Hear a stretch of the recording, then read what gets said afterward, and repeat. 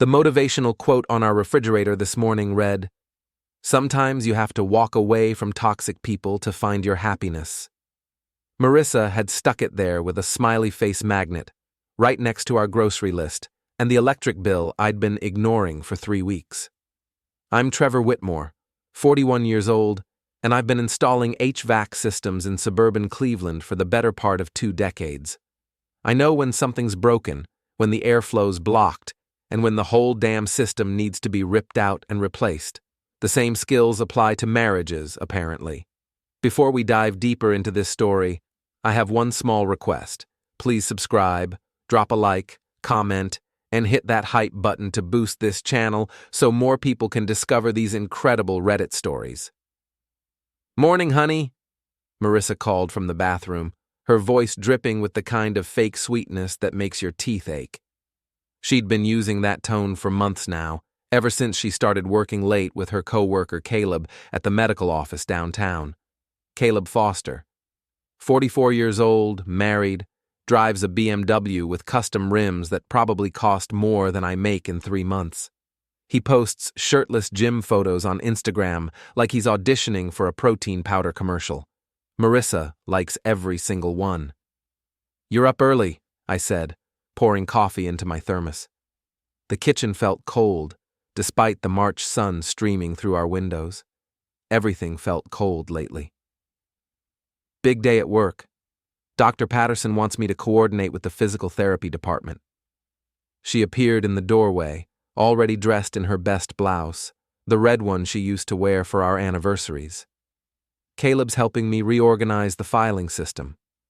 Caleb again. Always Caleb. "Sounds thrilling," I muttered, grabbing my keys. "I'll be at the Morrison job site if you need me, installing a new furnace for people who actually appreciate warmth in their house." She didn't catch the dig, or pretended not to. My phone buzzed as I backed out of the driveway. A text from Greg, my work partner and the closest thing I had to a best friend. "Coffee before we start? You sound like shit lately." Greg knew me well enough to read my mood through text messages. We'd been working together for 8 years, ever since he moved up from Columbus after his divorce. He understood the warning signs. "Sure," I texted back. "Denny's on Brook Park?" 20 minutes later, I was sliding into a booth across from Greg, who was already halfway through a stack of pancakes that could feed a small family. "So," he said, not looking up from his plate, "want to talk about whatever's eating you alive? Or should I just pretend you haven't been acting like a kicked dog for the past month?" Greg had a way of cutting straight to the point. It's what made him good at troubleshooting broken heating systems and even better at dealing with broken people. "Marissa's having an affair," I said. The words came out easier than I'd expected. "With the gym rat from her office?" I stared at him. "How did you—" "Trevor, she posts about him constantly. Caleb helped me move office furniture. Caleb recommended this new restaurant. Caleb thinks I should try yoga."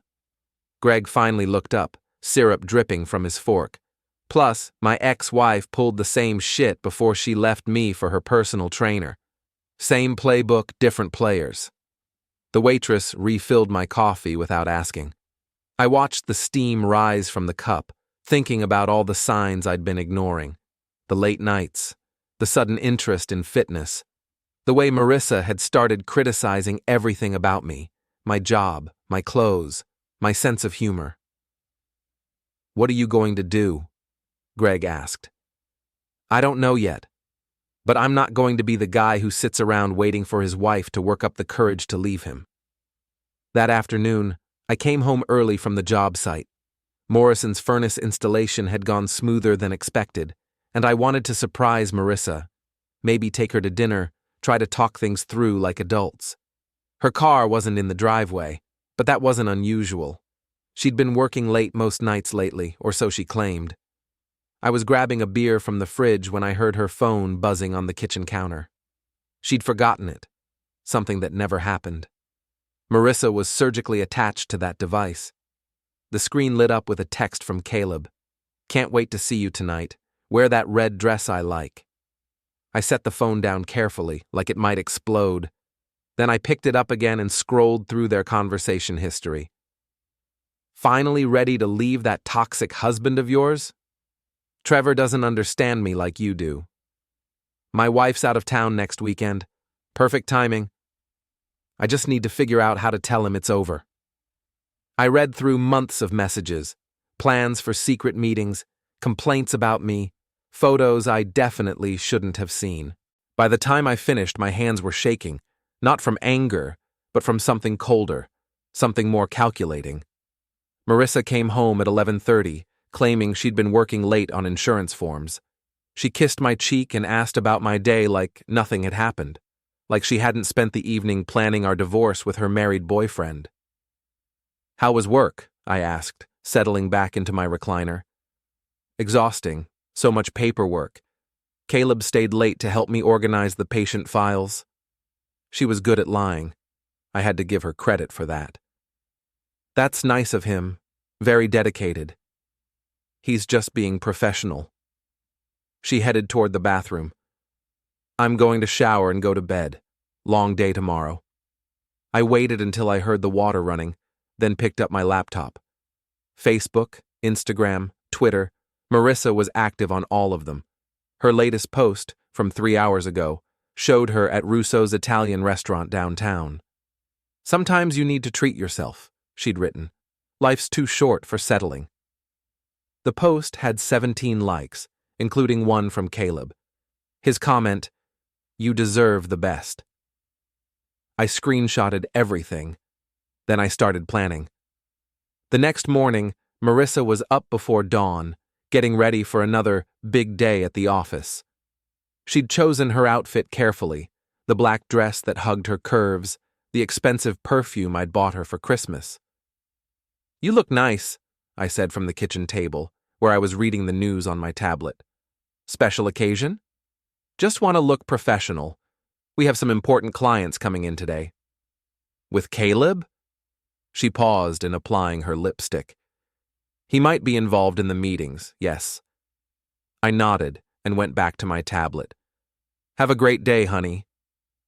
After she left, I called in sick to work, something I hadn't done in 3 years. Then I drove to Marissa's office building and parked across the street, in the lot of a medical supply company where I'd done some contract work last year. At 11:47 a.m., Marissa and Caleb walked out together.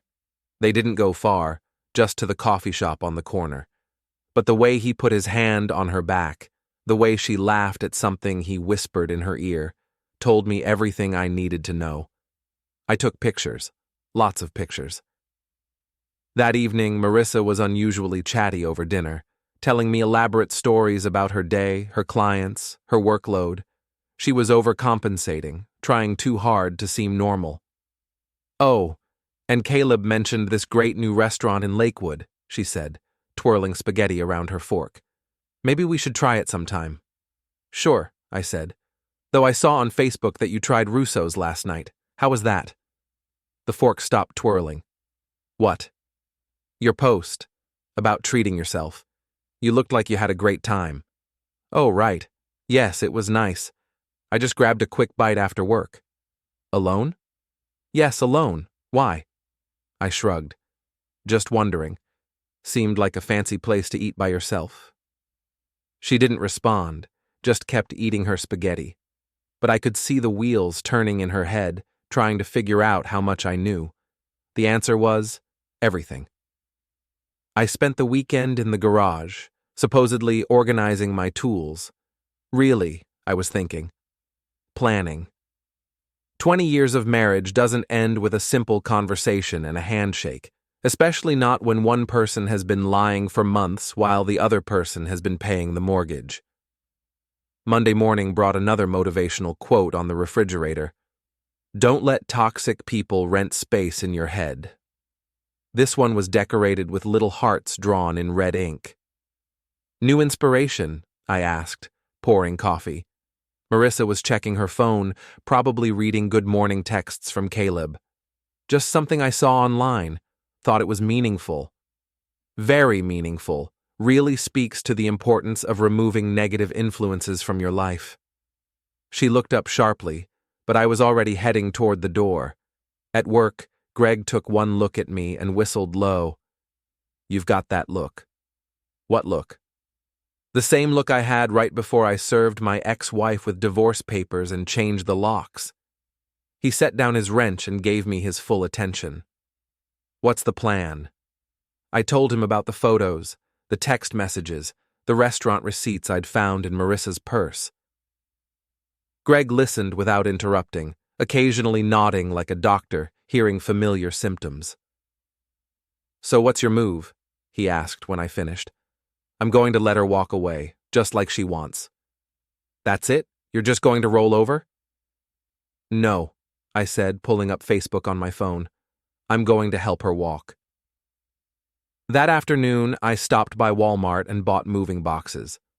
Lots of them. Then I went home and started packing. Marissa's clothes went into boxes labeled New Beginnings. Her books, her decorative candles, her collection of wine glasses from places we'd never been together, everything went into carefully labeled containers. I was methodical about it, respectful even. I wrapped her picture frames in bubble wrap and made sure her jewelry was secure. This wasn't about destroying her things. This was about making a point. By 6 o'clock, I had 12 boxes stacked neatly in the living room. Then I took a photo and posted it on Facebook with a simple caption. "Sometimes walking away starts with packing." New beginnings. Toxic-free. I tagged Marissa in the post. My phone started buzzing immediately. First a call from Marissa that I let go to voicemail. Then another. Then a text. "What the hell is this?" I waited an hour before responding. "Just helping you with that fresh start you've been wanting. Thought you'd appreciate the efficiency." She called again. This time I answered. "Trevor, what are you doing? Why are my things in boxes?" "I saw your post about walking away from toxic people. Figured you were talking about me, so I'm making it easier for you to leave." "That's not... We need to talk about this." "We do. But first, I think you should see something." I hung up and posted a screenshot of her text conversation with Caleb. I'd blurred out the phone numbers and the most explicit parts, but anyone who knew them would recognize the names. The caption read, "When someone shows you who they are, believe them." Walking away. Truth hurts. My phone exploded. Calls, texts, Facebook messages, Instagram notifications. Half of them were from people offering support. The other half were from Marissa's friends demanding explanations. Tanya, Marissa's best friend and Instagram accountability partner, was the first to call me directly. "Trevor, what the hell are you doing? This is private business." "Not anymore," I said. "Besides, isn't this what you've been encouraging? All those posts about living your truth and not settling for less? I'm just supporting Marissa's journey." "You can't just put her business on social media like this." "Why not? She's been putting mine out there for months. Remember last week when she posted about partners who don't support your growth? Or the week before when she shared that article about recognizing emotional abuse?" Tanya went quiet. "Here's the thing, Tanya. I know you've been covering for her. I know you knew about Caleb. So you can either stay out of this, or you can join her in the doghouse. Your choice." She hung up. Marissa came home 20 minutes later, her face flushed and her hands shaking. She stared at the boxes like they were evidence of a crime. "You had no right," she said. "I had every right. This is my house, and you're my wife. Or were, anyway. Those text messages were private. So was our marriage, but that didn't stop you from sharing the details with Caleb." I gestured toward the boxes. "Your things are packed. I even wrapped the breakables. You can take them tonight or tomorrow, whatever works better for your schedule." "I'm not leaving. We need to work this out." "Work what out? You've been planning to leave me for months. I'm just expediting the process." She started crying then, big, dramatic tears that might have worked on me 6 months ago. Now they just looked like another performance. "It's not what you think. Caleb and I are just friends. Those messages were taken out of context." I pulled out my phone and showed her the photos from the coffee shop. Context. Her face went white. Here's what's going to happen, I continued. You're going to take your things and go stay with Tanya or Caleb or whoever else has been supporting this little adventure. Tomorrow you're going to call a lawyer. We're going to get divorced like civilized adults, and you're going to walk away with whatever the law says you deserve. Which, given the evidence I have, probably isn't much. You can't do this to me. I'm not doing anything to you. I'm just refusing to participate in your drama anymore. She grabbed one of the boxes and headed toward the door. This isn't over. Yes, it is. After she left, I poured myself a beer and sat down at the kitchen table. My phone was still buzzing with notifications, but I ignored them. Instead, I pulled down the motivational quote from the refrigerator and threw it in the trash. Then I wrote my own note and stuck it up with the smiley face magnet.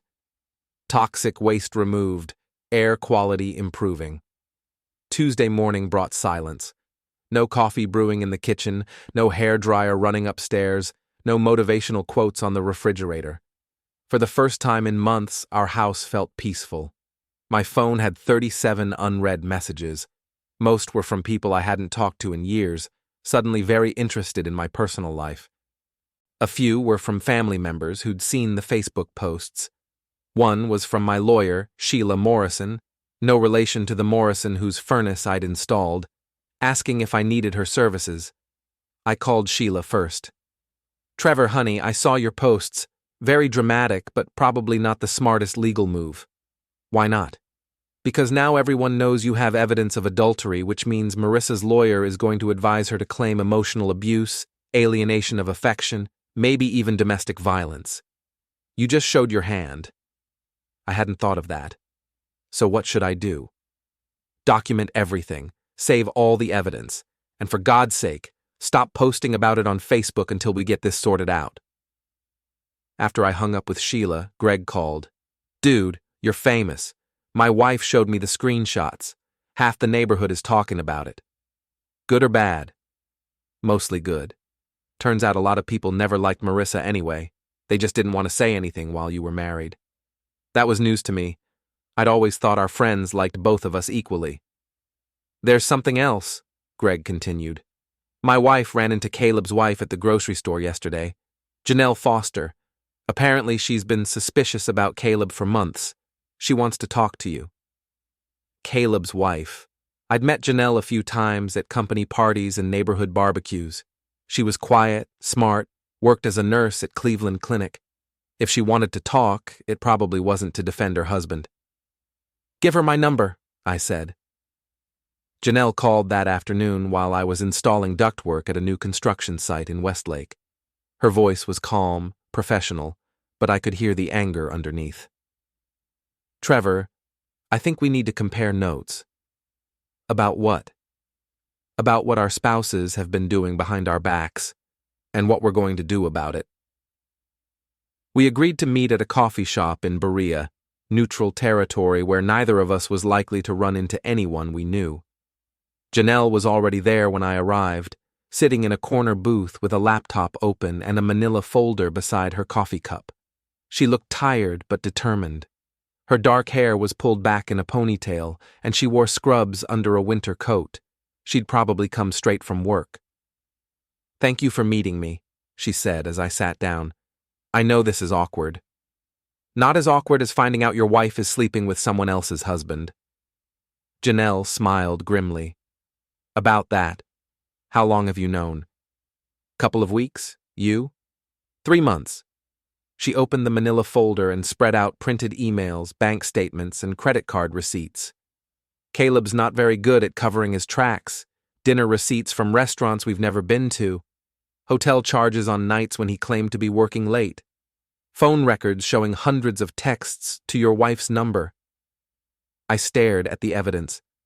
It was more thorough than anything I'd collected. There's more, Janelle continued. Caleb's been cheating for years. Marissa isn't his first affair. She's just the most recent. She pulled out printed screenshots from dating apps, messages between Caleb and at least 3 other women, photos that made my stomach turn. Jesus, Does Marissa know? I doubt it. She probably thinks she's special. Janelle's voice was ice cold. Men like Caleb are very good at making women feel special, right up until they get bored and move on to the next one. I leaned back in my chair, processing this information. So, what do you want from me? I want to destroy them both, professionally, socially, financially. I want them to regret the day they decided to betray us. That's a lot of anger. I've been married to Caleb for 12 years. I put him through physical therapy school. I supported him when he was building his client base. I looked the other way when he started spending too much money on clothes and cars and gym memberships. Her hands were shaking slightly. I will not be discarded like garbage, so he can play house with your wife. I understood that anger. It was the same fury that had driven me to pack Marissa's belongings and post our business on Facebook. What did you have in mind? Janelle smiled, and for the first time since I'd sat down, she looked genuinely happy. Caleb works out at that gym on Bagley Road every morning at 6.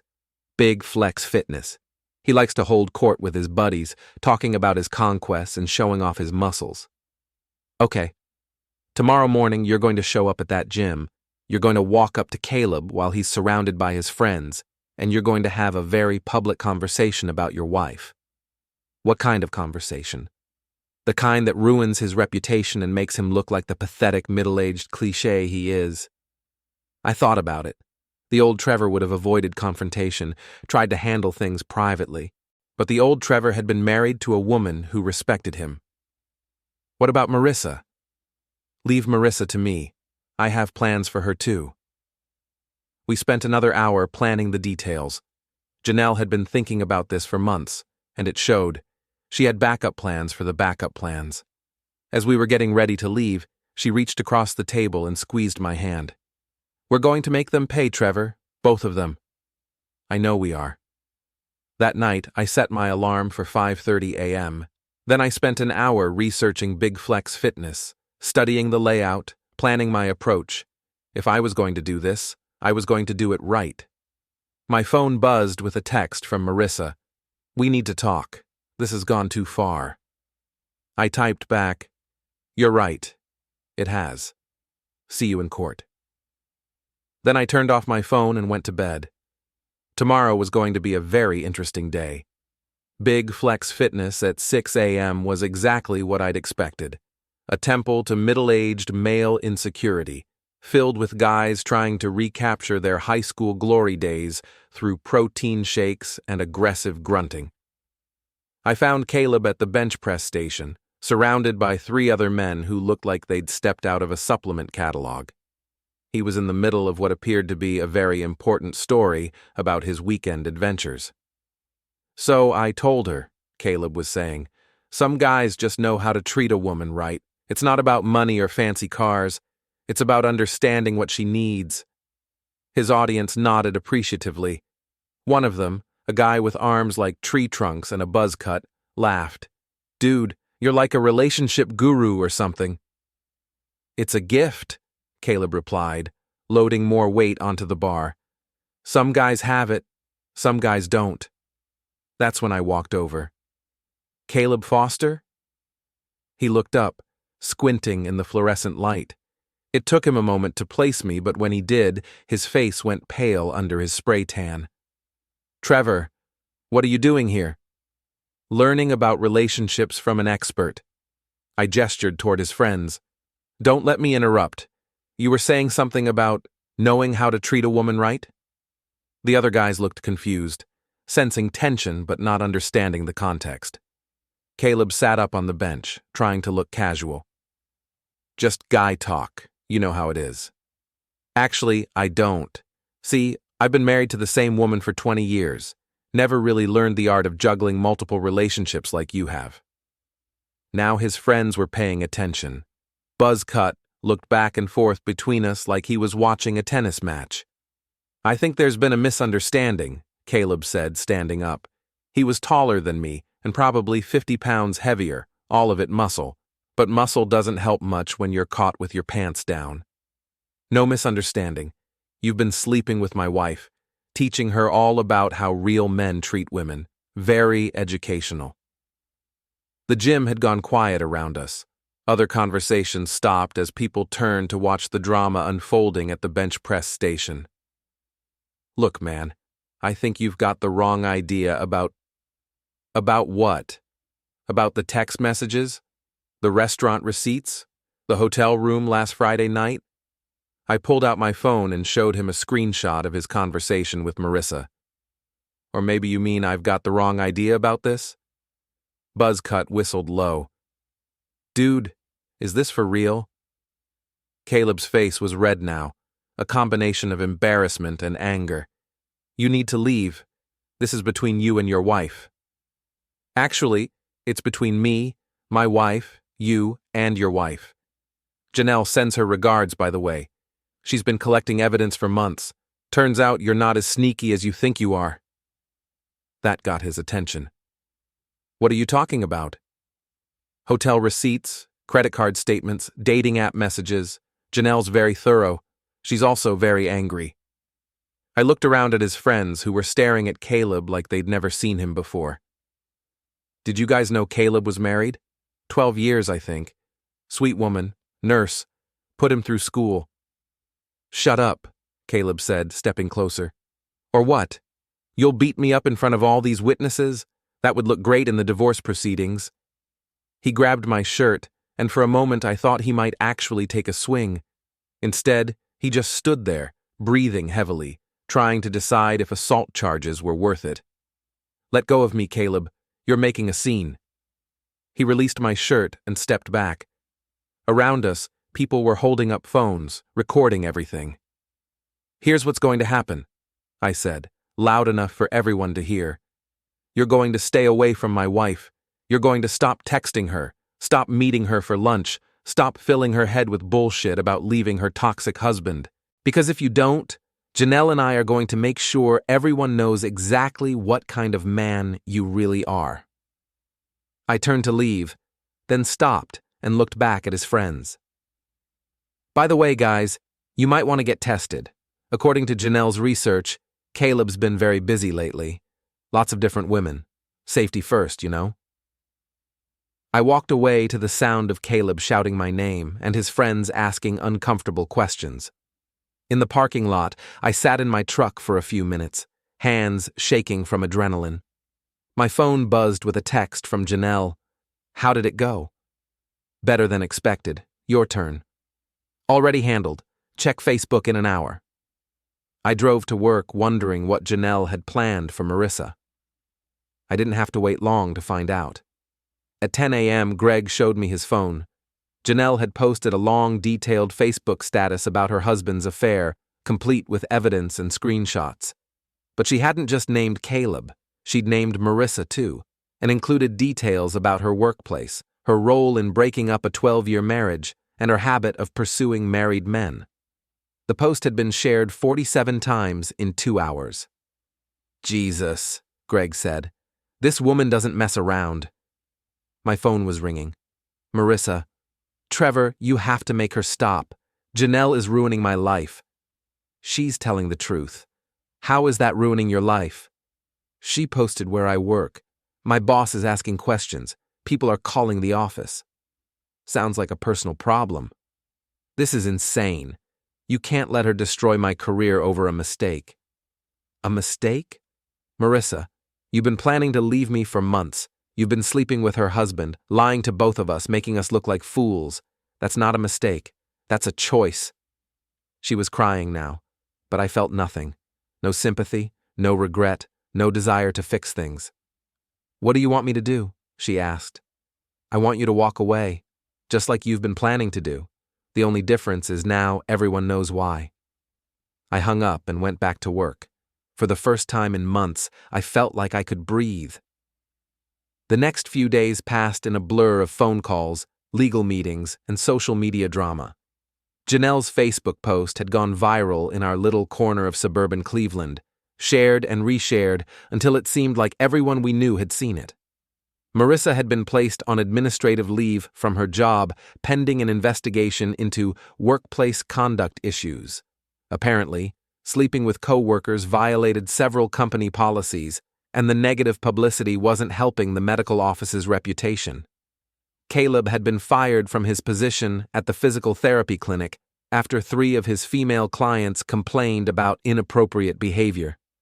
Turns out when your reputation for being a womanizer goes public, people start remembering uncomfortable interactions they'd previously dismissed. I was sitting in Sheila's office, signing papers to freeze our joint bank accounts, when she gave me an update on the legal situation. Marissa's lawyer tried to claim emotional distress and public humiliation, but it's hard to make that stick when she was caught red-handed having an affair. Sheila said, sliding another document across her desk. The evidence you and Janelle provided makes this pretty cut and dried. What about alimony? In Ohio, adultery can be grounds for denying spousal support, especially when the cheating spouse was planning to leave anyway. Her text messages about wanting to finally be free work in your favor. I signed the papers and leaned back in my chair. How long until this is over? If she doesn't contest it, maybe 6 months. If she fights it. Sheila shrugged. Could be longer, but she doesn't have much to fight with. That afternoon, I stopped by the house to pick up some work clothes. Marissa was there, packing more of her belongings into garbage bags. She looked terrible. Hair unwashed, eyes red from crying, wearing the same clothes she'd had on yesterday. The bank called, she said without looking at me. You froze our accounts. Sheila's advice, can't have you emptying them out before the divorce is final. I can't pay rent on my apartment. I can't even buy groceries. Should have thought of that before you started planning your exit strategy with Caleb.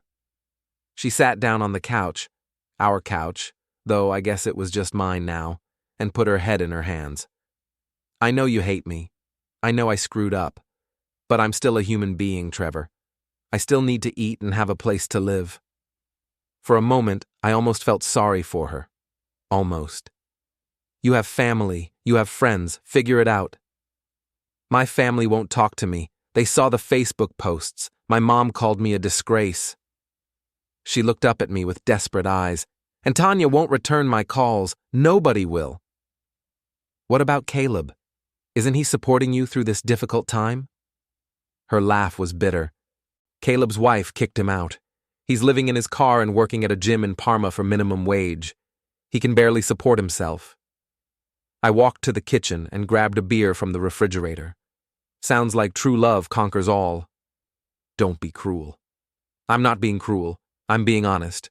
You wanted to walk away from your toxic husband to find happiness with your soulmate. Congratulations. You got what you wanted. She followed me into the kitchen, wrapping her arms around herself like she was cold. It wasn't supposed to happen like this. How was it supposed to happen?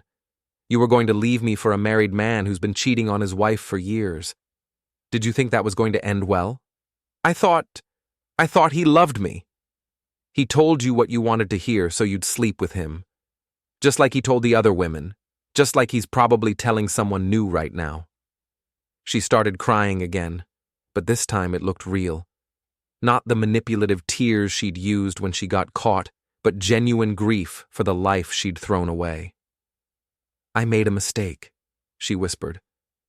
You made a series of choices, bad choices, and now you get to live with the consequences. I finished my beer and headed toward the door. Trevor, wait. I turned around.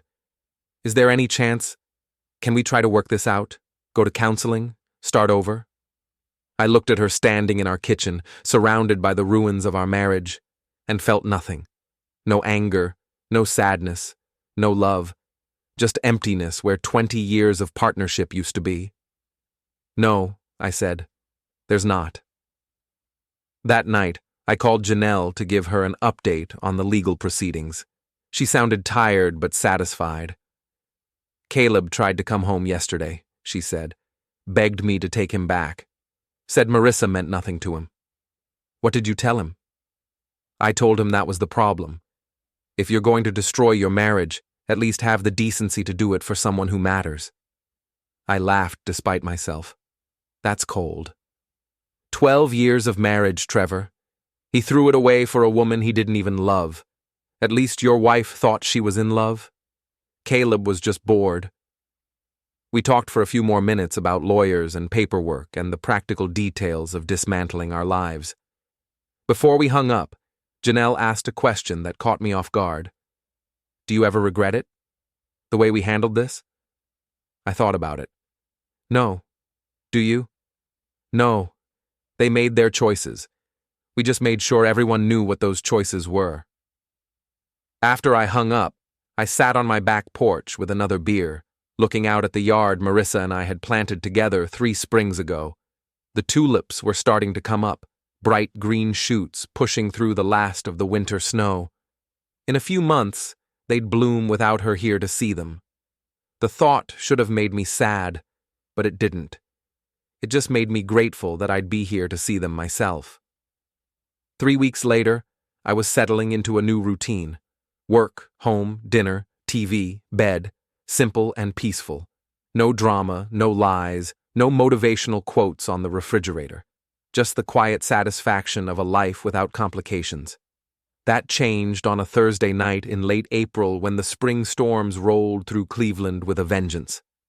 I was watching the weather report, listening to tornado warnings and flash flood alerts when someone started pounding on my front door. I looked through the peephole and saw Marissa standing on the porch, soaked to the skin and shivering. She looked like she'd been walking in the rain for hours. Against my better judgment, I opened the door. What do you want, Marissa? Can I come in, please? Just for a few minutes.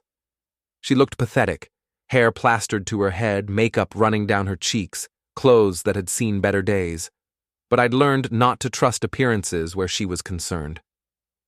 Say what you need to say from there. I lost my apartment. The landlord evicted me after he found out about the Facebook posts. I've been staying in my car for 3 days. Lightning flashed across the sky, followed immediately by thunder. The storm was right on top of us. That's not my problem. I know it's not your problem, but I don't have anywhere else to go. My family won't talk to me. My friends won't help me. I just need somewhere to stay until the storm passes. I should have said no. Should have closed the door and let her figure out her own problems. But 20 years of marriage don't disappear overnight, even when they end badly. 1 hour, I said, stepping aside.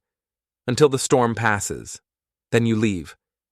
She nodded gratefully and stepped into the house, our house, the place where we'd built a life together before she decided to tear it down.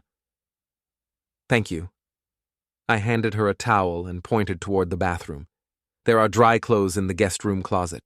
Some of your old things I missed when I was packing.